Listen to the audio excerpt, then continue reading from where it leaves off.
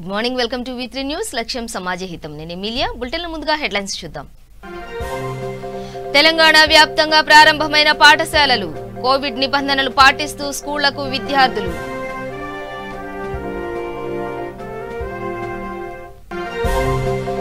కాకినాడలో ప్రారంభమైన పాఠశాలలు, తరగతిలో 20 మంది విద్యార్థులకు అనుమతి.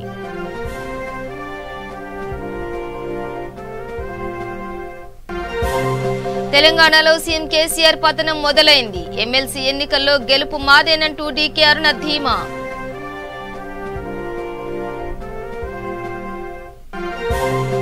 ఏపీలో ఊపందుకున్న పంచాయతీ ఎన్నికలు, ఎన్నికల శిక్షణపై ఎస్సీసీ షెడ్యూల్ విడుదల.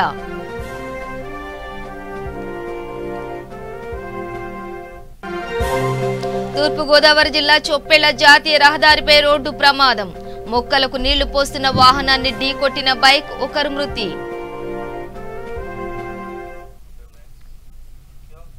డీటెయిల్స్ చూస్తే కరోనా నివారణకు ప్రభుత్వం ఆదేశించిన మార్గదర్శకాలు ఖచ్చితంగా పాటిస్తూ విద్యాబోధన ప్రారంభించామని శంకేశ్వర బజార్ ప్రభుత్వ ఉన్నత పాఠశాల ప్రధానోపాధ్యాయుడు సయ్యద్ వజాహత్ తెలిపారు. 9, 10 తరగతుల విద్యార్థులు తప్పనిసరిగా తల్లిదండ్రుల అనుమతి పత్రంతో పాఠశాలకు రావాలన్నారు. పాఠశాలలో విద్యార్థులు సామాజిక దూరం పాటించేలా చర్యలు తీసుకుంటున్నామని అన్నారు. పాఠశాలలో ఐసోలేషన్ గదులు అందుబాటులో ఉంచామని అన్నారు.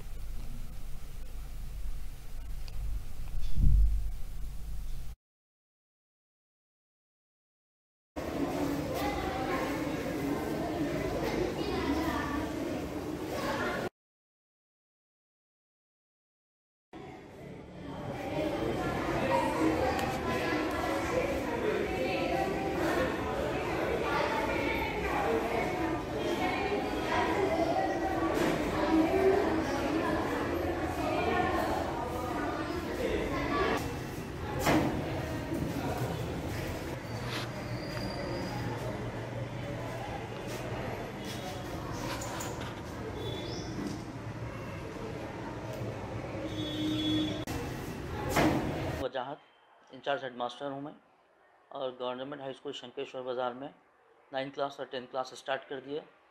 और मॉर्निंग में हम लोग पूरा सैनिटाइज़ कर दिए थे स्कूल को ऑलरेडी, और 2 दिन पहले से भी सैनिटाइज़ किया हुआ है स्कूल पूरा, और बच्चों को भी टेम्परेचर चेक किए, और उसके साथ साथ सैनिटाइज़ करें। मास्क कंपलसरी है, और क्लासरूम में भी जो है डिस्टेंस मेंटेन कर रहे हैं सब। और आने से पहले बच्चों को पहले से इन्फॉर्म कर दिए थे, पूरे गाइडलाइंस उनको समझा दिए गए थे।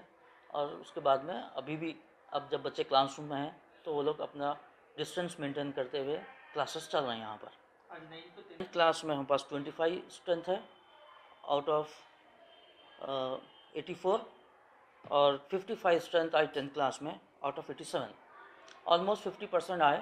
अभी उनमें थोड़ा अवेयरनेस आने के बाद में पेरेंट्स भी आकर गए, पूछ कर गए, तो शायद कल परसों और ज़्यादा स्ट्रेंथ आ जाएंगी हमारे स्कूल को।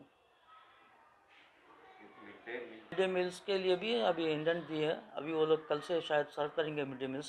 मगर आज बच्चों को इंस्ट्रक्शन दे दिए गए थे कि अपना मील्स, अपना लंच बॉक्सेस और वाटर बॉटल्स लेकर आगे बच्चे, तो लंच आवर में वो लोग अपना डिस्टेंस मेंटेन करते हुए लंच कर लेंगे। वो पूरे टीचर्स वगैरह सब उन पर सुपरविज़न रखे हुए, टीचर्स के सुपरविज़न में ही लंच करेंगे वो लोग। टाइमिंग्स 9 to 4 o'clock है। वजाहत इंचार्ज हेडमास्टर हूँ मैं। తెలంగాణ వ్యాప్తంగా కరోనా మహమ్మారి నేపథ్యంలో మూతపడిన పాఠశాలల గంట మోగింది. కేంద్ర రాష్ట్ర ప్రభుత్వాల ఆదేశానుసారం కోవిడ్ నిబంధనలు పాటిస్తూ తల్లిదండ్రుల అనుమతితో 9, 10వ తరగతి విద్యార్థుల కొరకు అన్ని ఏర్పాట్లు చేయడం జరిగింది. మలక్పేట ఏరియా ప్రభుత్వ పాఠశాలలో అన్ని జాగ్రత్తలు తీసుకుని శానిటైజేషన్ నిర్వహించి భౌతిక దూరం పాటిస్తూ వచ్చిన ప్రతి విద్యార్థికి టెంపరేచర్ చెక్ చేస్తున్నారు. అన్ని రకాల జాగ్రత్తలు పాటిస్తూ తగిన ఏర్పాట్లు చేయడం జరిగిందని పాఠశాల అధ్యాపకులు తెలిపారు. విద్యార్థులు కూడా గత 6 నెలల తర్వాత మళ్లీ పాఠశాలలకు వస్తుండటంతో తోటి స్నేహితులను కలిసి మాటా ముచ్చట్లో మునిగిపోవడం, అందరినీ కలుస్తుండటంతో ఆనందం వ్యక్తం చేస్తున్నారు. విద్యార్థులకు ఎలాంటి అనారోగ్య సమస్యలు తలెత్తకుండా అన్ని ఏర్పాట్లు చేయాలని తల్లిదండ్రులు కోరారు.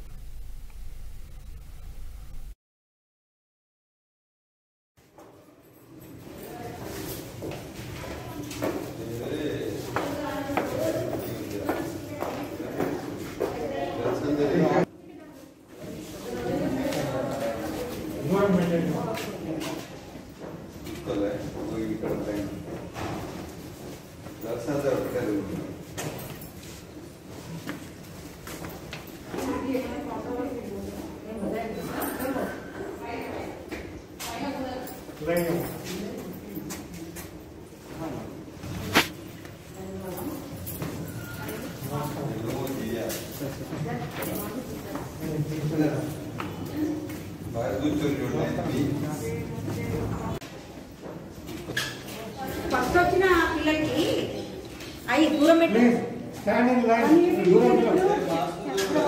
దూరం ఉండాలమ్మా. బ్యాగ్స్ పెట్టి యూనిఫామ్ కనబడే వాళ్ళు రండి. హైదరాబాద్ కూకట్పల్లి నైనా గార్డెన్ లో ఎమ్మెల్సీ రామచంద్రరావు ఆధ్వర్యంలో ఏర్పాటు చేసిన పట్టాభద్రుల సమావేశానికి బీజేపీ జాతీయ మహిళా ఉపాధ్యక్షురాలు డీకే అరుణ, నటి జీవితతో పాటు బీజేపీ అగ్రనేతలు హాజరయ్యారు. ఈ సందర్భంగా వారు మాట్లాడుతూ దుబ్బాక దెబ్బతో తెలంగాణ రాష్ట్ర ముఖ్యమంత్రి కేసీఆర్ పతనం ప్రారంభమైందని డీకే అరుణ అన్నారు. గ్రేటర్ ఎన్నికల్లో తండ్రి కొడుకులకు చెంపదెబ్బ కొట్టినట్లు ప్రజలు తీర్పిచ్చారని, ఇప్పుడు పట్టాభద్రుల ఎన్నికల్లో కూడా ఉమ్మడి రంగారెడ్డి, హైదరాబాద్, మహబూబ్ నగర్ జిల్లాల బీజేపీ ఎమ్మెల్సీగా అభ్యర్థిగా ముందుకు వస్తున్న రామచంద్రరావును గెలిపించుకునే బాధ్యత పట్టాభద్రులపై ఉందని అన్నారు. ఈ కార్యక్రమంలో జాతీయ నాయకులు పేరెల శేఖర్, పెద్దిరెడ్డి, మోత్కుపల్లి నరసింహులు, ప్రభాకర్ రావు, మాధవరం కాంతారావు, కార్పొరేటర్ మహేందర్ తదితరులు పాల్గొన్నారు.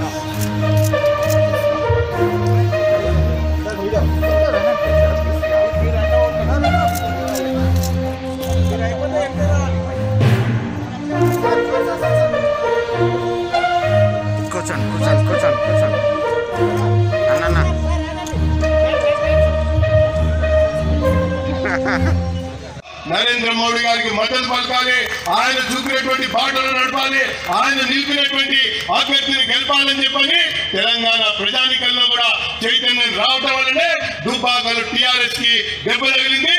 జిహెచ్ఎంసీలో టీఆర్ఎస్ యొక్క దిమ్మ తిరిగేటట్టుగా తీర్పిచ్చారు. మండలిలో ఉంటే రాజకీయాల్లో కొనసాగటం కష్టం అనుకున్నాను. రామచంద్రరావు గారింటికి ఒక వారం రోజుల కింద వెళితే ఒక సాధారణ మనిషి ఉండే పద్ధతిలో వారు ఉండటం చూసి నేను చాలా ఆశ్చర్యపోయాను. నిజంగా చెప్పాలంటే రాజకీయ నాయకులు, రాజకీయ పార్టీలు దిగజారిపోతున్నటువంటి తరుణంలో ఇవాళ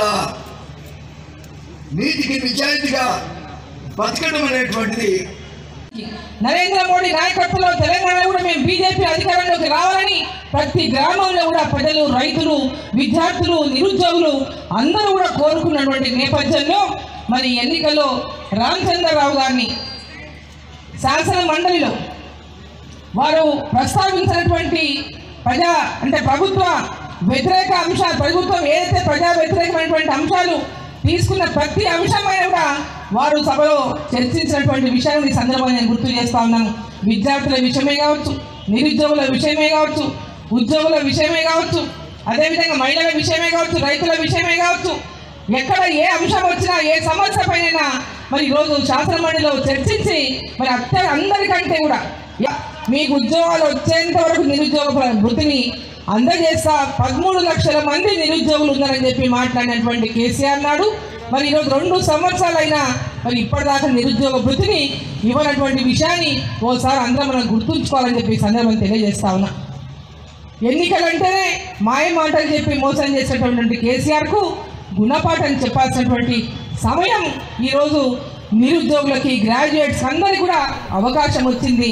ఈ అవకాశాన్ని సదవకాశంగా మలుచు.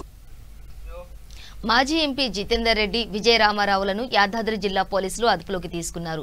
బీజేపీ కార్యాలయంపై హన్మకొండలో జరిగిన ఘటనపై వారు వరంగల్కి బయలుదేరారు. ఈ నేపథ్యంలో మార్గమధ్యంలో ఆలేరు పోలీసులు వారిని అదుపులోకి తీసుకుని స్టేషన్కు తరలించారు.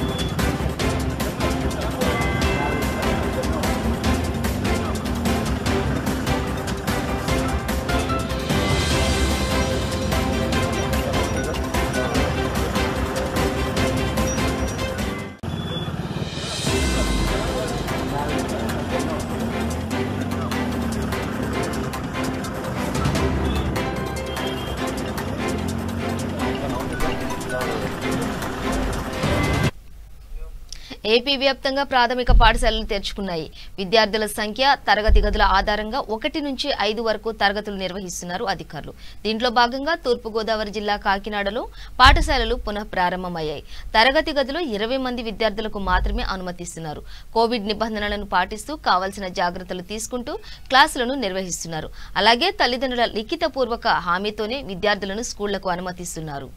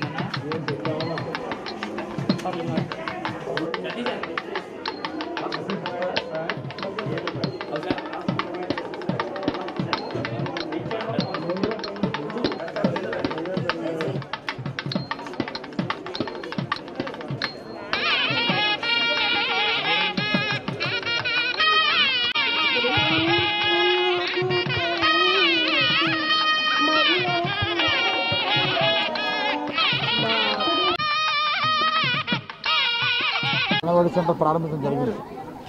కోవిడ్ సమయం వలన కోవిడ్ ఇబ్బందులు ఉండటం వల్ల అంగన్వాడీ సెంటర్ని ప్రారంభించడం జరగలేదు. కానీ వాళ్ళకి సంబంధించినటువంటి ఆహార పోషణకు సంబంధించినటువంటి వస్తువులన్నీ కూడా ప్రతి ఇంటికి మనం పంపిణీ చేయడం జరిగింది. ఒక విషయం గర్వంగా ఖచ్చితంగా చెప్పగలం, మనసున్న ముఖ్యమంత్రి ఈరోజు రాష్ట్రంలో పరిపాలిస్తున్నారు. పిల్లల దగ్గర నుంచి పెద్దవాళ్ళ వరకు కూడా వీళ్ళ నా మనుషులు, వీళ్ళ నా బిడ్డలనే ఉద్దేశంతో ఉండి జగన్మోహన్ రెడ్డి గారు చాలా మంచి మనసుతో ఈరోజు ప్రజలకి అన్ని పథకాలు సక్రమంగా అందేలా చేయడం జరుగుతుంది. ఈరోజు గత ప్రభుత్వాలతో పోల్చుకున్న, ఈ ప్రభుత్వాలతో పోల్చుకున్న ఫుడ్ క్వాలిటీ బాగా పిల్లలకిచ్చే పోషణ వస్తువులు కూడా బాగా క్వాలిటీ పెంచారు. అదేవిధంగా స్కూల్స్ కూడా ప్రైవేట్ స్కూల్స్ తీసుకోని విధంగా ఈరోజు మీరు చూస్తే బ్రహ్మాండంగా స్కూల్స్, అంగన్వాడీ సెంటర్లు, ఫర్నిచర్ అన్నీ కూడా డెవలప్ చేయడం జరిగింది. ముఖ్యమైన విషయం ఇంకోటి ఏమిటంటే అంగన్వాడీ సెంటర్లోనే ఇంగ్లీషు బోధనను కూడా ప్రారంభించడం జరిగింది. అంటే మన యొక్క పిల్లల యొక్క భవిష్యత్తు జగన్మోహన్ రెడ్డి గారి చేతిలో పెట్టాం. కనుక పిల్లల తల్లిదండ్రులు కూడా నా యొక్క ముఖ్య విన్నపం ఏమిటి అంటే ప్రతి వాళ్ళు కూడా మీ దగ్గరలోని అంగన్వాడీ సెంటర్లు పంపించండి. పిల్లల యొక్క భవిష్యత్తుకి చాలా బాగుంటుంది. అదేవిధంగా ఏదైతే ఈ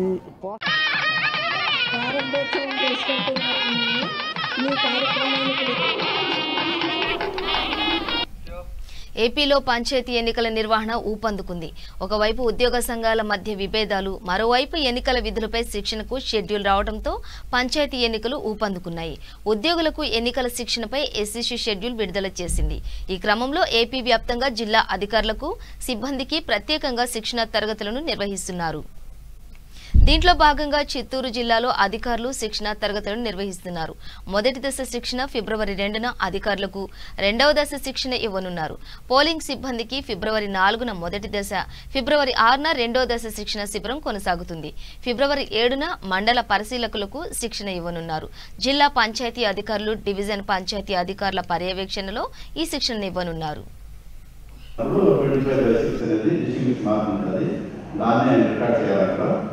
అదేవిధంగా గవర్నమెంటా, క్వాసీ గవర్నమెంటా, ఆ బిల్డింగ్ ప్రైవేట్ బిల్డింగా, టెంపరీ స్ట్రక్చర్ అన్నీ కూడా మాకు గవర్నమెంట్ బిల్డింగ్స్ ఉన్నాయి.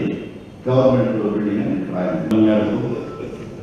తప్పకుండా అన్ని సూచనలు, అన్ని ఉత్తర్వులు, అన్ని సలహాలు పాటిస్తూ ఈ ఎన్నికల ప్రక్రియని మనం కొనసాగిస్తున్నాం.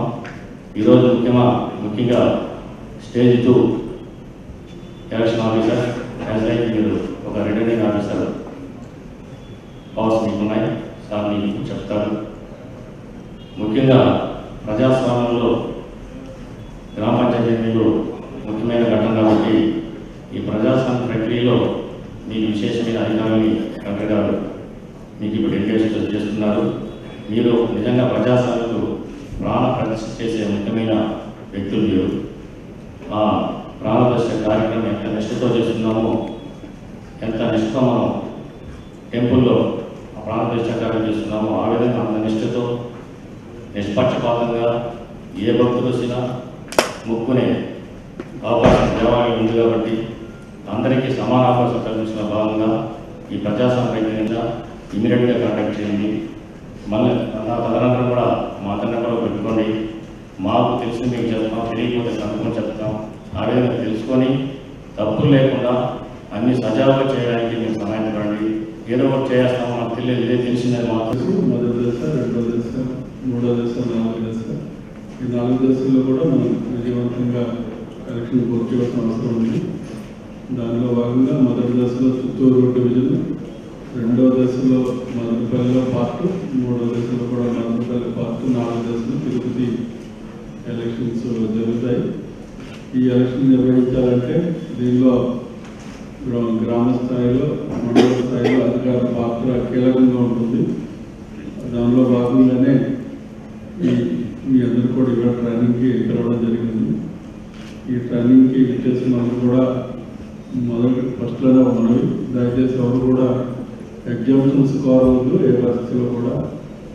ఎందుకంటే ఎలక్షన్స్ షార్ట్ టర్మ్లో జరుగుతున్నాయి. షార్ట్ టర్మ్లో మెన్ పవర్ని మొబిలైజ్ చేయాల్సి వస్తుంది. మీకు తెలుసు, రీసెంట్గానే టీచర్స్ అందరూ కూడా ట్రాన్స్ఫర్స్ అయ్యారు, కొత్త ప్లేసులు చేరారు. డేటా గ్యాదర్ చేయడం ఇది కూడా ఇబ్బందికరమైన పరిస్థితి కాబట్టి ఎవరు కూడా దయచేసి ఎగ్జామ్షన్ కోరద్దు. ఇంకా అసలు విషయంలో వస్తే ఒక ఆర్డర్ ద్వారా కమిషన్ వారు నిర్వర్తించాలని చెప్పి రాజకీయాలకు అతీతంగా ప్రతి ఒక్కరిని ఆప్యాయంగా పలకరించే మహానాయకుడు ద్రోణం రాజు అని ద్రోణం రాజు శ్రీనివాస్ అని మంత్రి ముత్తంశెట్టి శ్రీనివాసరావు వ్యాఖ్యానించారు. స్వర్గీయ ద్రోణం రాజు శ్రీనివాస్ 60వ జయంతిని పురస్కరించుకుని ఆయన తనయుడు శ్రీవాస్తవ జిల్లా పరిషత్ కూడలి అంకోసా హాల్లో మెగా రక్తదాన శిబిరం ఏర్పాటు చేశారు. ఈ శిబిరంలో సుమారు 200 మంది రక్తదానం చేశారు. ఈ కార్యక్రమానికి ముఖ్య అతిథిగా హాజరైన మంత్రి మాట్లాడుతూ భౌతికంగా మన మధ్య లేకపోయినప్పటికీ చిరస్థాయిగా గుర్తుండిపోయే మంచి మనసున్న వ్యక్తి ద్రోణం రాజు శ్రీనివాస్ అని కొనియాడారు. ఎమ్మెల్యే వాసుపల్లి గణేష్ కుమార్ మాట్లాడుతూ అందరినీ చిరునవ్వుతో ఆప్యాయంగా పలకరించే ద్రోణం రాజు శ్రీనివాస్ మన మధ్య లేకపోవడం బాధాకరమని అన్నారు. ప్రతి ఏడాది ఆయన జయంతి రోజున సేవా కార్యక్రమాలు నిర్వహించాలన్నది తమ ఆకాంక్షగా చెప్పారు.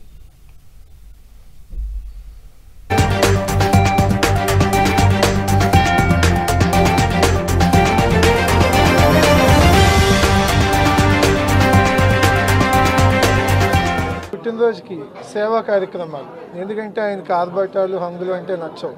అందుకని ప్రతి పుట్టినరోజుకి సాయశక్తుల అలాగే అందరి ముఖ్యంగా విశాఖ దక్షిణ నియోజకవర్గ కార్యకర్తలు కానీ ప్రజలు కానీ వెల్ విషర్స్ కానీ అందరి సహకారంతో ఇలాంటి బ్లడ్ క్యాంపులు, మెడికల్ క్యాంపులు, ఇంకా పిల్లలకు కానీ పేదలకు కానీ మంచి కార్యక్రమాలు చేసే విధంగా ముందుకెళ్తామని ఈరోజు ఈ కార్యక్రమాన్ని ఇంత ఘనవిజయం చేసినందుకు ప్రతి ఒక్కరికి మరొకసారి పేరు పేరున ధన్యవాదాలు తెలుపుకుంటూ విశాఖపట్నం అభివృద్ధిలో కానీ విశాఖపట్నం యొక్క మరి రాజకీయ చిత్రపటంలో కానీ ద్రోణరాజు గారి కుటుంబాన్ని చెరపలేనటువంటి ఇది తప్పనిసరిగా మరి ఈ రోజున వారి ఆశయాన్ని కొనసాగించడానికి వారి బాబు ముందుకు రావడం, ఈ రోజున వారి బర్త్డే సందర్భంగా ఈ బ్లడ్ డొనేషన్ క్యాంప్ నిర్వహించడం, దీన్ని దిగ్విజయం చేసినందుకు వారందరికీ కూడా అభినందనలు, ధన్యవాదాలు తెలియజేసుకుంటూ తప్పనిసరిగా మరి ద్రోణరాజు గారు శ్రీనివాస్ గారి ఆశయాల్ని ముందుకు తీసుకెళ్ళడానికి అందరం కూడా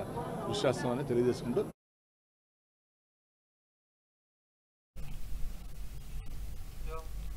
కేంద్ర ప్రభుత్వం ప్రవేశపెట్టిన తొలి కాగితరహిత బడ్జెట్ 100% కార్పొరేట్ వర్గాల అభ్యున్నతికి పాటుపడేలా ఉందని, ఇందులో సామాన్య ప్రజలు, రైతులను విస్మరించాలని, ముఖ్యంగా ప్రభుత్వ రంగ పరిశ్రమలో పెట్టుబడుల ఉపసంహరణ అంశం కార్పొరేట్ వర్గాలకు కట్టబెట్టే ప్రయత్నంలో భాగమేనని సిపిఐ నగర కార్యదర్శి ఎం పైడిరాజు విమర్శించారు.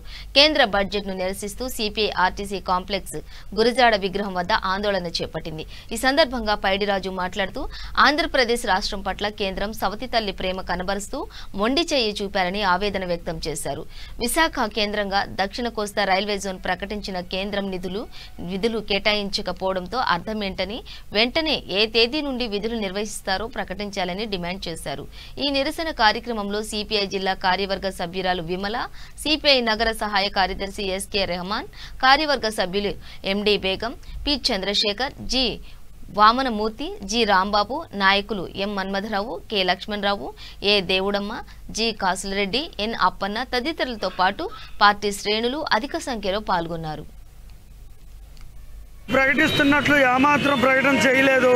ఇంకొక పక్క పెట్టుబడులు ఉపసంహరణ ప్రభుత్వ రంగంలో ఉన్నటువంటి పరిశ్రమల్లో 49% నుండి 74% ఉపసంహరించడం అంటే కార్పొరేట్ రంగాలని పెట్టుబడిదారులకు అప్పచెప్పడమే, ప్రభుత్వ రంగాన్ని నిర్వీర్యం చేయడంగానే సిపిఐగా భావిస్తున్నాం. అది చాలదన్నట్లు కేంద్ర ప్రభుత్వం ఈరోజు పెట్రోల్ ధరలు, నిత్యావసర వస్తువుల ధరలు పెరగడానికి దోహదపడుతుంది.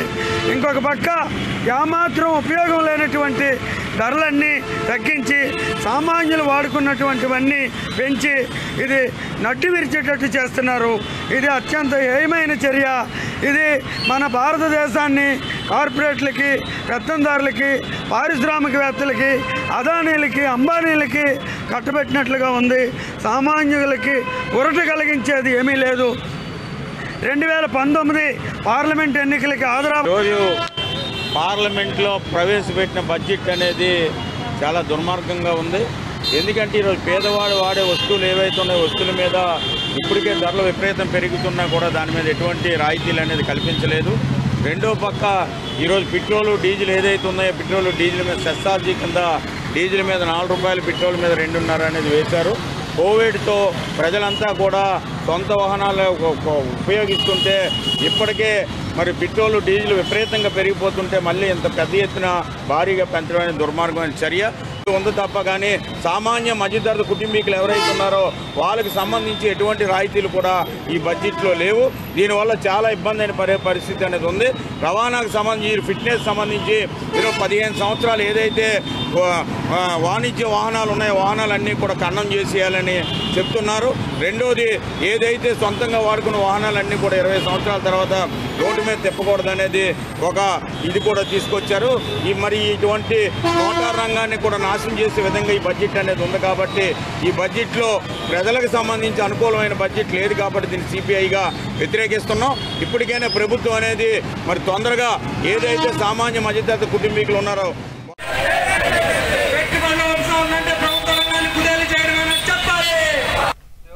తమిళనాడు మాజీ ముఖ్యమంత్రి స్వర్గీయ జయలలిత నిచ్చెలి శశికళ జైలు నుంచి విడుదలై కరోనా నుండి కోలుకుని హాస్పిటల్ నుండి విడుదలైన సందర్భంగా పెద్ద సంఖ్యలో అభిమానులు, కార్యకర్తలు శుభాకాంక్షలు తెలిపారు.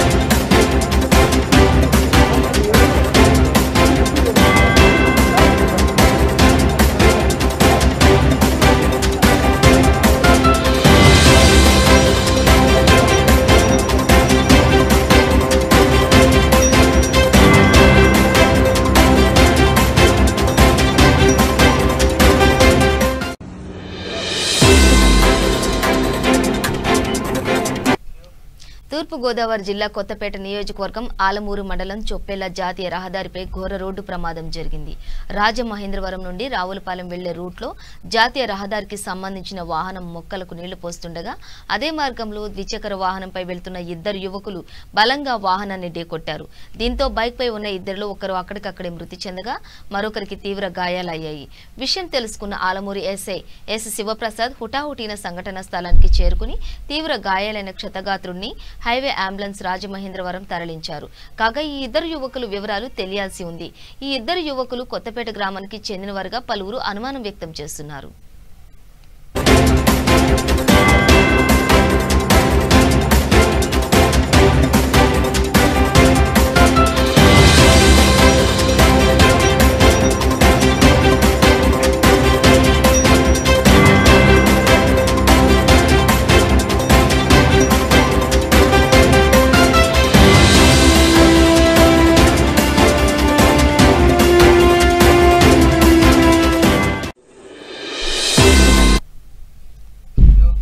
బులెటిన్ ముగించే ముందు హెడ్లైన్స్ మరోసారి.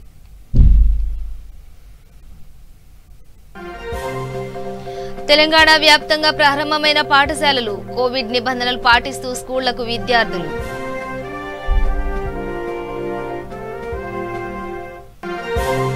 కాకినాడలో ప్రారంభమైన పాఠశాలలు, తరగతిలో 20 మంది విద్యార్థులకు అనుమతి.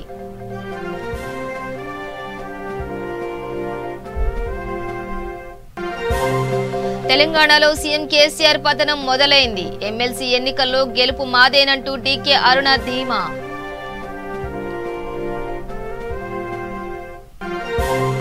ఏపీలో ఊపందుకున్న పంచాయతీ ఎన్నికలు, ఎన్నికల శిక్షణపై ఎస్సీసీ షెడ్యూల్ విడుదల.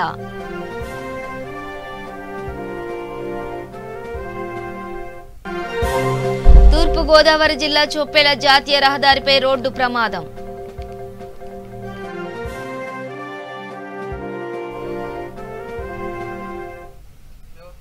ఇవి బులెటిన్ డీటెయిల్స్. చూస్తూనే ఉండండి V3 న్యూస్ లక్ష్యం సమాజ హితం.